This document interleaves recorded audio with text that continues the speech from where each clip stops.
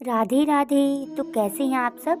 आप सबका स्वागत है मेरे लड्डू गोपाल चैनल पर। आज हम आपके लिए लेकर आए हैं शर्तिला एकादशी व्रत कथा। तो चलिए इस कथा को शुरू करते हैं।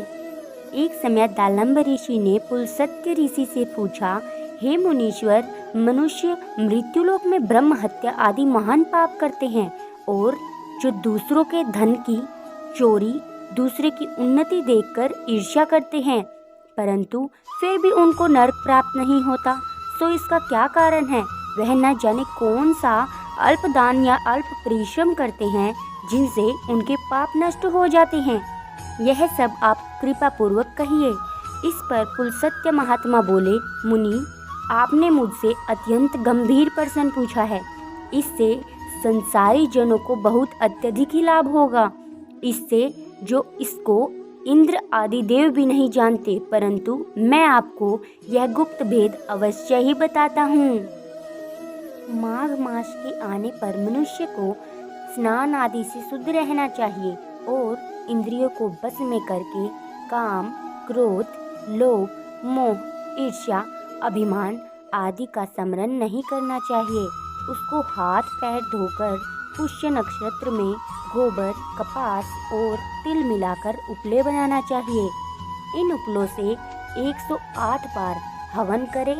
यदि इस दिन मूल नक्षत्र हो, द्वादशी हो, तो नियम से रहना चाहिए। स्नान आदि नित्य क्रिया से शुद्ध होकर भगवान का पूजन कीर्तन करना चाहिए। एकादशी के दिन व्रत करें और रात्रि जागरण तथा हवन करें। इसके दूसरे दिन धूप दीप नैवेद्य से भगवान की पूजा करें और खिचड़ी का भोग लगाना चाहिए। इस दिन श्री कृष्ण भगवान का पूजन करना चाहिए। उनको पेठा, नारियल, सीताफल या सुपारी सहित अर्घ्य देना चाहिए और फिर उनकी स्तुति करनी चाहिए। हे भगवान, आप अशरणों को शरण देने वाले हैं। आप संसार में डूबे हुए का उद्धार करने वाले हैं। पुंडरीकाक्ष, हे कमल नेत्रधारी, हे विश्व भगवान जगत गुरु, आप लक्ष्मी जी सहित मेरे इस तुच्छ अर्घ्य को स्वीकार कीजिए। इसके पश्चात ब्राह्मण को तिल का दान करना चाहिए। इस प्रकार मनुष्य जितने तिल का दान करता है, वह उतने ही सहस्त्र वर्ष स्वर्ग में निवास करता है। पहला तिल स्नान, दूसरा तिल का उपटन, तीसरा तिल का भोजन, तिल का दान, यह शर्तिला कहलाती है। इससे अनेकों पाप दूर हो जाते हैं। एक दिन नारद ऋषि बोले, भगवान, आपको नमस्कार है। इस शर्तिला एकादशी का क्या पुण्य होता है और उसकी क्या कथा है, तो आप कृपा पूर्वक कहिए। श्री कृष्ण भगवान बोले, नारद, मैं तुमसे आंखों देखी सत्य घटना कहता हूँ, ध्यान पूर्वक सुनो। प्राचीन समय में मृत्युलोक में एक ब्राह्मणी रहती थी। वह सदैव व्रत किया करती। एक समय वह 1 माह तक व्रत करती रही। इससे उसका शरीर अत्यंत दुर्बल हो गया।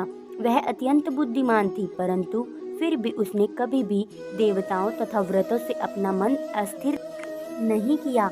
इस प्रकार मैंने सोचा कि ब्राह्मणी ने व्रत आदि से अपना शरीर शुद्ध कर लिया है और इसको वैष्णव लोक भी मिल जाएगा, परंतु इसने कभी अन्नदान नहीं किया है। इससे इसकी तृप्ति होना कठिन है। ऐसा सोचकर मैं मृत्युलोक गया और उस ब्राह्मणी से अन्न मांगा। वह बोली, हे महाराज, आप यहाँ किस लिए आए हैं? मैंने कहा कि मुझे भिक्षा चाहिए। इस पर उसने मुझे एक मिट्टी का पिंड दे दिया। मैं उसे लेकर स्वर्ग लौट आया। कुछ समय बीतने पर वह ब्राह्मणी भी शरीर त्याग कर स्वर्ग आई। पिंड के प्रभाव से उसे उस जगह एक आम के वृक्ष सहित ग्रह मिला, परंतु उसने ग्रह को अन्य वस्तुओं से शून्य पाया। वह घबराई हुई मेरे पास आई और कहने लगी, हे भगवान, मैंने अनेकों व्रत आदि से आपकी पूजा की है, परंतु फिर भी मेरा घर वस्तुओं से रहित है, तो क्या कारण है? मैंने कहा, तुम अपने ग्रह को जाओ और दिव्य स्त्रियां तुम्हें देखने जाएंगी। जब तुम उनसे शर्तिला एकादशी का पुण्य और विधि सुन लो, तभी द्वार खोलना। भगवान के ऐसे वचन सुनकर वह अपने घर को गई और जब देव स्त्रियां आई और द्वार खोलने लगी, तब वह ब्राह्मणी बोली कि यदि आप मुझे देखने आई हैं तो शर्तिला एकादशी का महात्म्य कहिए। उनमें से एक देव स्त्री बोली, सुनो मैं कहती हूँ। जब उसने शर्तिला एकादशी का महात्म्य सुना दिया तब उसने द्वार खोला। देव स्त्रियों ने उसको सब स्त्रियों से अलग पाया। उस ब्राह्मणी ने भी देव स्त्रियों के कहे अनुसार शर्तिला का व्रत किया और इसके प्रभाव से उसका ग्रह धन धान्य से भरपूर हो गया। अतः मनुष्य को मूर्खता त्याग कर शर्तिला एकादशी का व्रत करना चाहिए। इससे मनुष्य को जन्म जन्म में आरोग्यता प्राप्त हो जाती है। इस व्रत से मनुष्य के समस्त पाप नष्ट हो जाते हैं। बोलिए श्री हरि विष्णु भगवान की जय हो। हे भगवान, सब पर अपनी कृपा सदा बनाए रखना। जय श्री कृष्ण। राधे राधे। कृष्ण कृष्ण हरे हरे।